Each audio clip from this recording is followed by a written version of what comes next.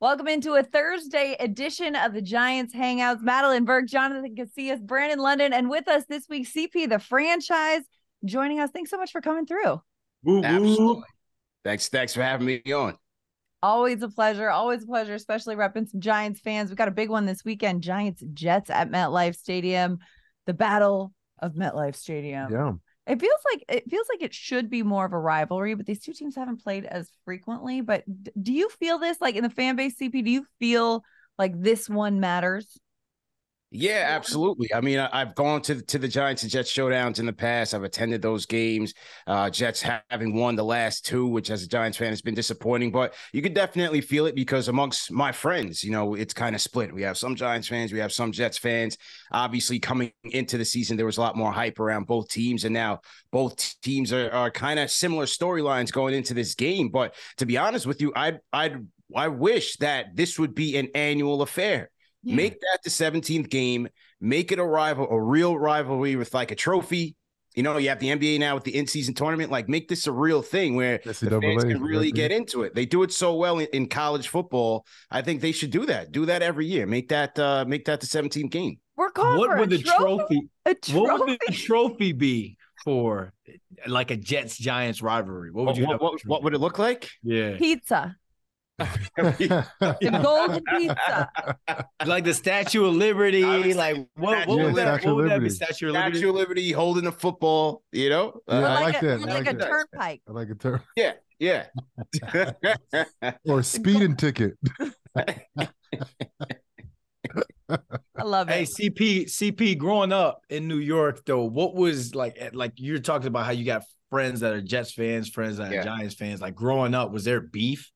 Like in college, like on the playground where people be like, "Oh, you're a Jets fan, I'm a Giants fan," and duke it out. Like, what was that like? You know what? I think more so during the Rex days. That was when there was a little bit more of a rivalry there, right? You had Rex chirping and B. Jacobs, and they would go back and forth. And Rex was, trying to get that respect for Gang Green. So I think during that time, especially when the Jets had their heyday, the back-to-back AFC Championship games, and Rex having that run, it was a little bit more louder. But look, early 2000s or mid 2000s, when you had the Giants winning in 07 and 11, Jets really couldn't talk much. Yeah. And the Jets haven't won anything in a very long time. Yeah. Yes, they did very well. My first couple years in the league, like you said, that was my rookie year in 09 when they had Mark Sanchez, and they were good. And Mark Sanchez was like almost like a quarterback. Was that the Hard Knocks year where let's go get a GD snack?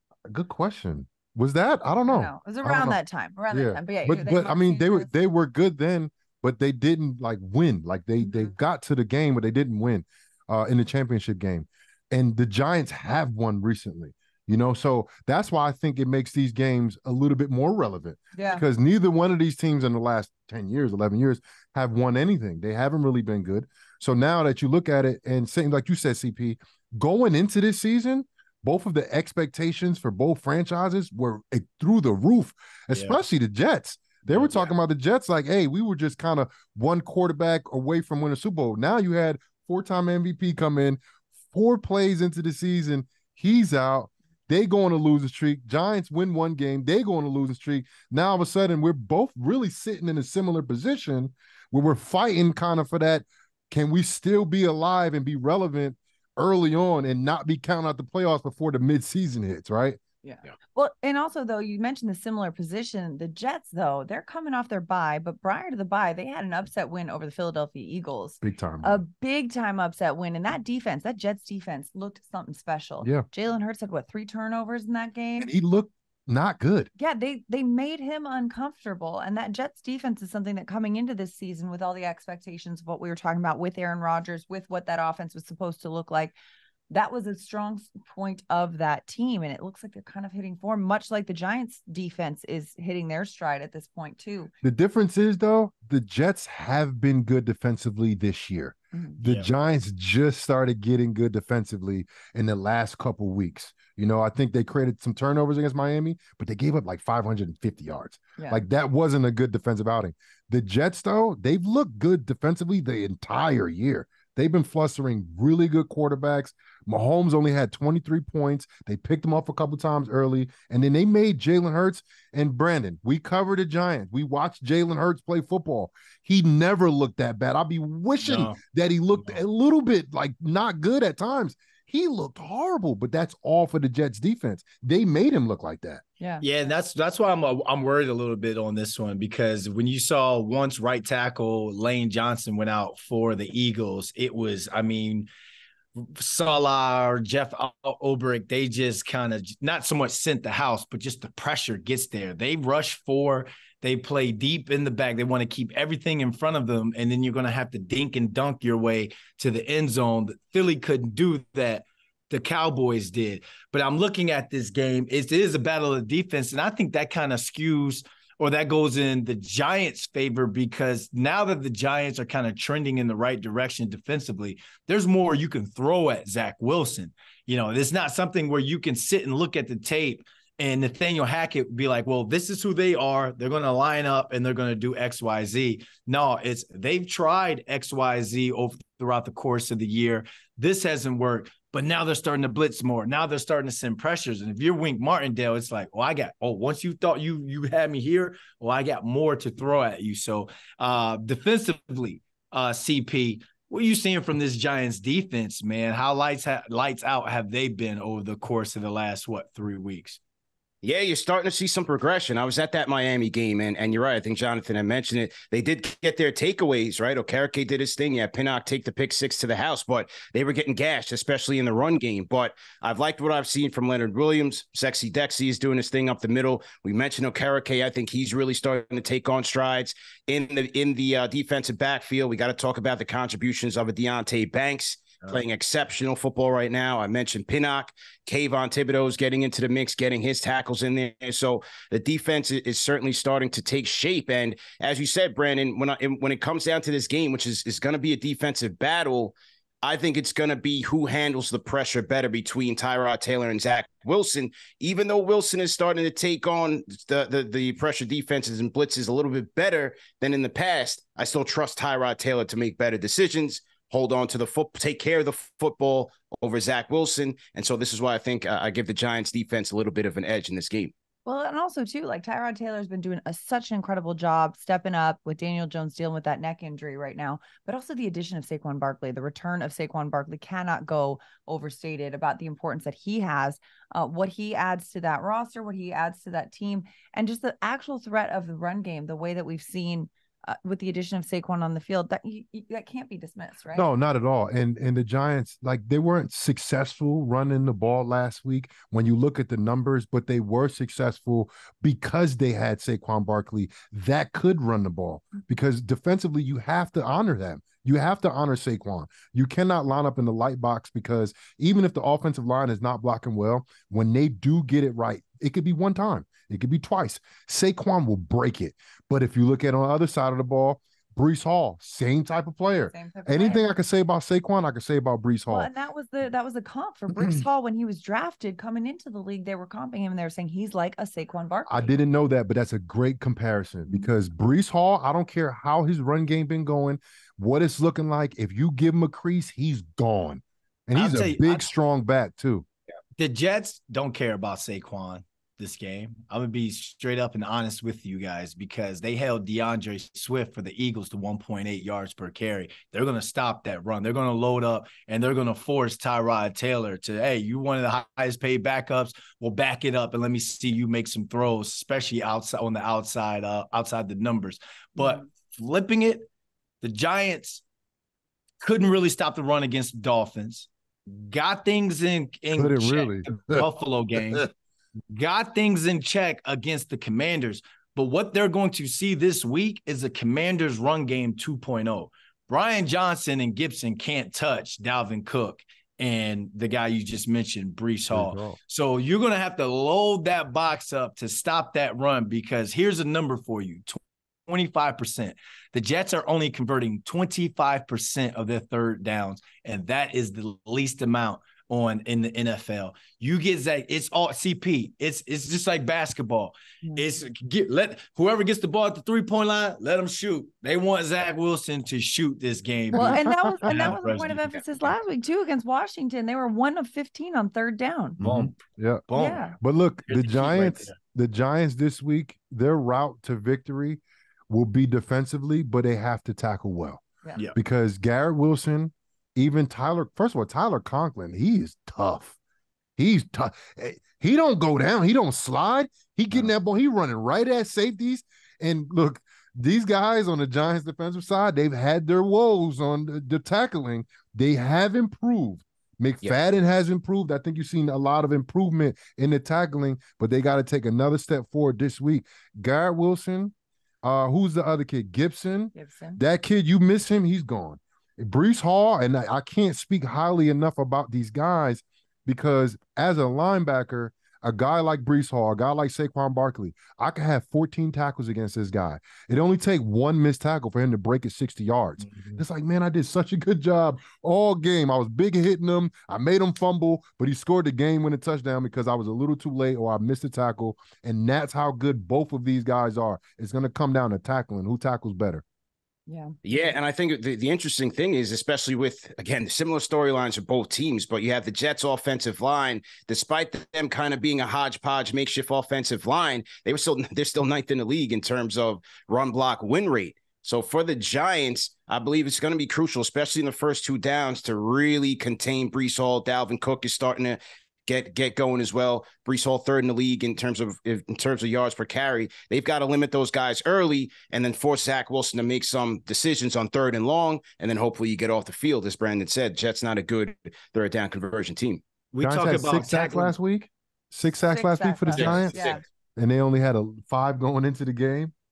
On the season, I believe so. They have like 11 total. But like 6 sacks against a Washington team that the week That's prior, pretty much average for the Commanders. Yeah, the Commanders gave up 5 sacks to the Falcons, and the Falcons are among the bottom in the league in pressure as well. So as much as it was great to see them getting that, but sometimes you just need, like in the NBA as well, sometimes the shooter's shooting if you're off, but you just need to see the ball go through the rim a little bit, and then all of a sudden you're in a rhythm and you're seeing how to get to the quarterback and get home. Right? And go ahead, B. Another person, and I may sound crazy for saying this, another person on that offense you have to tackle. You mentioned Tyler Conklin. You mentioned Breece Hall. You got to tackle Zach Wilson. Say what you want. The dude is athletic as I take off. Say what you want, and that's his game. That's his MO. It's kind of like he's playing like NBA Jam, not NBA 2K. You know, you remember like it was just running around, heating up for 3. Like if he breaks a tackle and he buys time with his feet, that's where he's dangerous. He will make that throw on the run, on the third down, or in some sort of situation where he gets that one-on-one with Garrett Wilson 50 yards down the field, and that can help you. You have to tackle Breece Hall, Tyler Conklin, but if you get a chance to wrap up Zach Wilson, he's not Sam Howell. He's a lot more athletic than Sam Howell. You have to wrap him up. You have to get him down for that sack. Yeah, and it seems like he's kind of coming into his own and his confidence a little bit too. I mean, you come in a situation when Aaron Rodgers, the Hall of Famer, is going down and you're trying to fill those shoes. Number one, the confidence is a little shaken. Number two, this is an offense that was built around Aaron Rodgers' skill set, and they're trying to put a square peg in a round hole. The Jets have kind of evolved their play calling, their system a little bit in the recent weeks to be more curtailed to Zach Wilson's strengths. But when you've got Wink Martindale planning for this guy, and planning for this offense, planning for this Jets team that's coming off a 2-game winning streak. I mean, Wink Martindale, his defense, what are you looking for in how the Giants defense will approach this game? Well, I think earlier, like we were talking about, it's going to come down to them tackling. You said Wink Martindale, right? Last week, when the Commanders got into some crucial situations, especially later in the game, max blitz, 0 blitz, one-on-one coverage on the outside.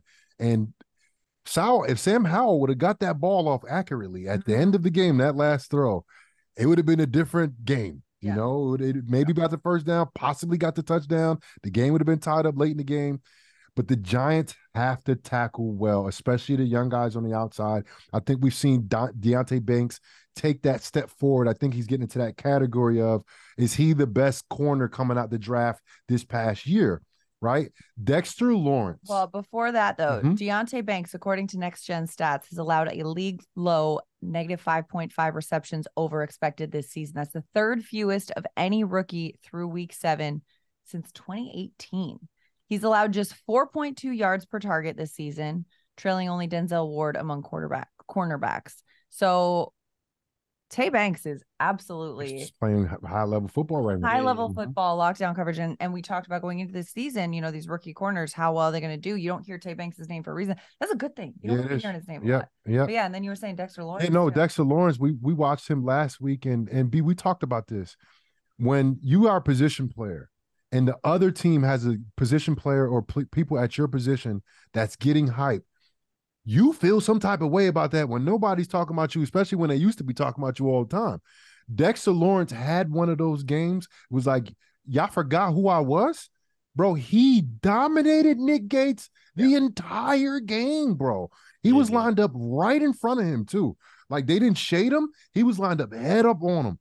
If Dexter Lawrence can put together games like that, the Giants will be in every single game. And I'm talking about him alone. If he can play like that at that level, where he's basically flustering the guy that's giving the quarterback the ball, he's going to create havoc. And that's what we saw last week. And I expect him to build off that game this week, because they're also talking about this Jets defensive line, Quinnen Williams, Jefferson, all of those guys that they're rotating in. They may not have the numbers, the stat numbers, but they are a disruptive force. And they rotate those guys in like hockey players. They're just bringing them in. They're coming in fresh, and they're holding up against the run. They're getting to the quarterback, and they're playing 4 quarters of football led by those horsemen up front. Which is why the Giants are going to have to sustain a drive. You're going to have these guys rotating every other snap, every other couple of snaps, because if you don't wear them down somehow, some way, then they're just going to pin their ears back and just rush Tyrod. We don't know if we're going to get John Michael Schmitz. He was limited yesterday, but he did practice all throughout practice, so he may come back, but you don't know how he's going to be that first game back. And then you got a Quinnen Williams lining up right there in front of you. So it's going to be another tall task for the Giants offensive line, just like it's been throughout the course of the year. But for the last couple of games, they've been solid, have been great, but been solid. But this is another game where Tyrod Taylor, hey, it's right there for you. If you could be the one that kind of do what Jalen Hurts did. Jalen Hurts never broke a long run, but here he gave you 4 here, he gave you 8 here, he gave you 11 there. That's all you need on terms of a scramble if you're going to turn that into some sort of a run and get some sort of positive yardage out of it. Again, I don't think Saquon is going to have that big of a day. It's going to come down to the receivers. Wandale is going to have 8 targets, 6 catches off that. Jalen Hyatt, some yak. You got to have that yak. It's going to be a yak game because they're going to play behind. They're going to keep everything in front of you. Catch the ball, lock it up, get some yak, and hold on to that football because they're coming to take the ball away. Yeah, absolutely. This is going to be a tough one for Saquon. So definitely want to see Tyrod Taylor making some quick decisions. Maybe find Wan'Dale Robinson in the slot, find him on some slant routes, and hopefully, as you guys said, get some yards after catch. But also for the Giants, I want to see them try to start off fast, try to jump out the gates fast. This hasn't been a good scoring offense, especially in the first half. And that Jet defense, although they've been consistent, they've started off first halves kind of slow. So maybe you catch them lacking a little bit coming off of the bye week, because the challenge is that's been the best second half defense in the NFL. And so what you saw against Philadelphia, an outstanding and pretty much dominant performance in that second half. You don't want to catch them in that regard in terms of the Giants. So for the Giants, I want to see them try to get out to a fast start and try to get some points on the board early. Then you put some more pressure on Zach Wilson to make plays for the Jets, and you just never know where that can go. Yeah, it's about getting things going, getting that offense going early. We saw it last week, finally getting some scores in the first half, some offensive touchdowns in the first half. Darren Waller and Saquon Barkley both getting in the end zone in the first half. Brandon, you mentioned the injury report too. John Michael Schmitz limited in practice. Andrew Thomas also limited in practice. 2 pivotal members of this offensive line that we're going to be looking at, saying like, okay, are they inching closer? Will they be back on the field this week? How much of an impact will that make? But also, we talked about Wan'Dale Robinson and the amount of yak he was able to get, the amount of impact he was able to get in the passing game. But Darren Waller too. We've been calling for this week in and week out, and every week it seems like his role is growing and growing. And last week it was like, okay, this is the Darren Waller that Giants fans were expecting to see coming into the season. Yeah, Yeah, Darren he had Waller. himself an amazing training camp. Go ahead. Yeah, no, but to say Darren Waller, he is starting to be the guy that we all thought he was going to be. You know, he's Absolutely. I think the highest paid tight end in the league, if I'm not mistaken, or top 5. Let's just call it top 3 I think because TJ my Hawkinson numbers, just got paid. Yeah, you know, you got all over the place. Round the one, carried But it too. he is one of the tight ends in the league. Yeah, Well, there we one of go. the tight ends. I mentioned this early in BBKL, and I want to get your input on it. We saw last week, which I don't know if we've seen prior to last week's game, the Giants' tempo early in the game. Yeah. They're running a no-huddle offense, and I think that caught the Commanders' defense off guard. Now, he asked me about on the defensive side about how do I, react to that. What about offensively? How does the tempo work for you guys? Because I think it was very advantageous for the Giants, especially early on. And is that part of the first 15, and can they do it in the second half? Absolutely, it's part of that top that first 15 when you're going through that first draw. 15, explain it to the fans out here. First 15 is let B do it. Yeah, first 15 is the scripted first 15 plays you have. That quarterback, you guys know it's on the script. You know you're running these first. Some offenses is 10, some is 15, and rather it's like it could be a run. And you may have gotten 3 yards off of it, but that's for the coaches upstairs to see how the backers are fitting. What front are they running? How or the secondary doing with this motion, that sort of thing. And you want to build off that in the second half. But when you know you're going tempo, receiver-wise, on the opening drive, on that opening drive, you know you're trying to take some shots. We know we're trying to get either some dink and dunks to set up the deeper shots later, or you're going to take a shot to set up some dink and dunks later on. And with this Jets defense, they're built to rush for and keep everything in front of them. So do we see a shot early? Maybe because you have to. Ain't no maybe. No, because in a game like this, JC, you cannot get into you're going to have to hit on that shot. Otherwise, it's 2nd and 10. Otherwise, or let's say you ran it for like 3 or 4 on that first down, you take a shot on that second. Now we're talking 3rd and 6, 3rd and 8. And that's 2nd and 2, 2nd and 1, something like that. That's different. I think you have to take a shot on 2nd and 1. Yeah. You know what I'm saying? That's like automatic. You have to get the down and distance you want on it because, again, you got to be meticulous with this opening drive. At the end of the day, you have to get points. 3 is cool, but you're going to need 2 7s or at least 2 touchdowns on this game to give the defense a little bit of breathing room. But remember how with Tyrod Taylor and Jalen Hyatt during the preseason, they ran the little stutter go against Sauce to see how he was kind of going to play that. I think you see the stutter go with the comeback. Ain't gonna work again. Something else out there to get him running, and then you run some sort of stop route or something behind it. You want him to come up. You want him to feel emboldened. You know what I want to see? It's like, you know what they say? It's like, fool me once, fool me. Ain't going to get fooled again. Yeah. You know what I want to see? I want to see like a fake bubble screen towards Sauce where the receiver's like acting like he's going to block him and he just take off running. He throw that thing down the field. It has to be Darius Slayton as that receiver who's trying to fake block. Because when he sees Jalen Hyatt to his side, he ain't going to get fooled. Skate, run. Skate, run. Skate, run. Facts, bro. Yeah, look, they're going to have to take their shots when it's available, especially with this Jets defense. As Sauce is coming back, and you have their second cornerback maybe on the way back as well, DJ Reed. So you're going to have to take shots when they're available. I'd like to see Jalen Hyatt continue to get more involved into the offense. He has to get saying that he has a lot of work to do, so it seems like they're bringing him in quite a little bit slowly. But as Brandon said, I'd like to see this Giants offense really play fast, run some no huddles, keep that Jets defense from rotating, keep them from substituting, which is one of their strengths, and see if you can catch them off guard, especially early in the game. My matchup to keep an eye on, Darius Slayton versus DJ Reed. We don't talk enough about Darius Slayton. True. He is the sure thing guy. He can catch, get yak, and he can go over the top. I think Darius Slayton, if you can exploit that matchup versus a DJ Reed, that's where you hit on your deep shots. That's your hit. You feel good about that one? What's your matchup? No, I like it. My matchup watch, I talked about this earlier. Like, I want the Giants defense to outplay the Jets defense because I think the Jets defense, they've won games for them consistently this year, kept them in every game. There were against the Chiefs. They're a couple of plays away from winning that game. Yeah, they are. They're a holding call away from winning that game, dog. You know, I mean, you know, they had to get some work offensively, but like they're a couple plays away from beating the Kansas City Chiefs, who I think is the best team in the league. When you look at them defensively, they top 5, and then you can't bet against Mahomes. Yeah. That's the best team in the league, and they gave them everything for 4 quarters. And that's the thing about that defensive team. They're playing 4 quarters of football. It don't matter what happened in the first quarter for them. They're going to finish the game. Like you said, they might have slow starts, might give up some early, but it ain't about how you start, it's about how you finish. And they have been finishing games. Game-sealing interceptions for touchdowns, like big plays at the end of games. These guys are going to be around no matter what happens early in the game. Well, and they're physical, too. I mean, the Jets have one of the best linebacker duos in the NFL between C.J. Mosley and Quincy Williams. I mean, they've combined for 82 solo tackles this season. That's the highest amount of any duo in the league. But you feel them when you watch the game. Feel them. Like you feel the hits. Yeah. You see them. They're finishing guys. Like Saquon's fighting for extra yardage. You see 57, you see 56, go down because they will clean your clock, bro. Yeah.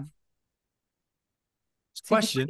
What's your matchup? Our viewers at home, are there any professional clock cleaners out there? Is that like a business? Is there like a clock cleaning business out there? I mean, I got paid for cleaning some clocks, you know what I'm saying? No, but is there like where does that phrase come from? Clock cleaning. I think with like a grandfather clock or like those old vintage clocks that have like all the little strings inside and the little pendulum swinging to tell the time. You need like and cuckoo clocks, chiming in cuckoo clocks. You need like certain specific like old school time tellers. Like you can't just like put a little Swiffer on them. You got to get in there and I'll wake up and go to Craigslist and be like clock cleaner. I feel like I could moonlight as a clock cleaner. How hard could it be, right? Indeed you do. Indeed you do. I don't know. I'm trying to look it up to see if there's something, something there. I didn't called you out, JC. Cleaning someone's clock. There's so many colloquialisms. I can't say that word. I'm not gonna even try. Expressions. We'll say expressions. Take it out the proper. Take it out the proper. Where does that even come from? Where does it come from? Like going. It says it seems to have sprung from the idea of cleaning as wiping out or beating thoroughly. I feel like that's just one of those. I don't know. That's the first thing that came up. So yeah, okay. Well, it's like the whole 9 yards. That expression, people think of it as like a football expression. It's not. It's actually about Scottish kilts, because when you make a kilt, like the little skirt, you need 9 yards of fabric, and you can make one with like 4 or 5 yards, but it's not authentic. And so to make it real, to do a real good job, you need to have the whole 9 yards of fabric. So the more you know, the more you learn here on Giants Hangout. This information on Giants Hangout. We'll be back next week. Information you'll never. Wait, before CT goes, I got a question, man. Before you go, man, if the we follow you, Knicks TV, man. You guys kill it. If you had 5 Giants to start a starting lineup to beat the Knicks, or at least you get 35 points. Beat the Knicks. Right. Look, he's get 35 points. The CP plus 35. What 5 would you have? Ain't no 5 in the NFL beating no 5 in the NBA. Plus 35 points. Are they playing a full game, or are they playing like a quarter? If you're plus game, half court game. Yeah, is it 5-on-5? Is it 3-on-3? 5-on-3. Big three basketball. Oh, okay. All right. Big three. All right. Real quick. On the matchup, my matchup in the Giants game, return to Garrett Wilson. I got to see if Adoree Jackson is going to play. Is it going to be Deonte Banks? If Wink is sending the blitz, man-on-man coverage, they're going to have to man up. You hope that Zach Wilson doesn't, break any plays, and then the extended play will make it a little bit harder for the Giants corners. But the Giants' top 2 corners against Garrett Wilson is certainly my matchup to watch. Now, big 3. All right, I got to go with this, man. Giants got some hoopers on that team, man. You got Daniel Jones. I'm going with DJ. Legend has it that DJ back in AAU basketball dunked on a 6'10" prospect who was one of the best in the league. So the franchise knows his business over here. Yeah, absolutely. D Jones was a hooper. D Jones was a hooper. So I'm going D Jones number 1. I'm going with Jalen Hyatt number 2. Jalen Hyatt was once ranked one of the best in the country in high school. What? Say that again. Jalen Hyatt. He was ranked. He was one of the top point guards in high school. What? Yeah, back in Tennessee. So I'm going with Jalen Hyatt there. And then I got to go Waller. I got to go Waller. You know, tight ends have a history of being good basketball players. From Tony Gonzalez, Antonio Gates used to hoop. I got to go Darren Waller. His wife, Kelsey Plum just won the championship for the back to back. The big stogie. I love her swag, bro. Listen, the whole like swag, the whole aces. I like that big three. They got height, Usher now. They got length. They got some athleticism. Yeah, I like that big three, man. I like it. That's a solid big three. Yeah, looks like this big four. I mean, it's a 3 box, but there's 4 of us here. I don't know. That's a transition. I picked up the pivot on that one. I tried. But you know what? So much fun having you on this episode of the Giants Hangout, CP. Thanks so much for coming through. Thanks a lot for having me on. Go Giants. Have a great weekend, guys, and continued success and great work. Happy Halloween. Let's go. Boom. Go Giants. Giants Jets this weekend, Sunday, 1 p.m. at MetLife Stadium. That's our show. No, hold it. Hold the pose. Hold the pose. For Jonathan Casillas, Brandon London, CP the Fanchise, I'm Madelyn Burke. We'll see you next time.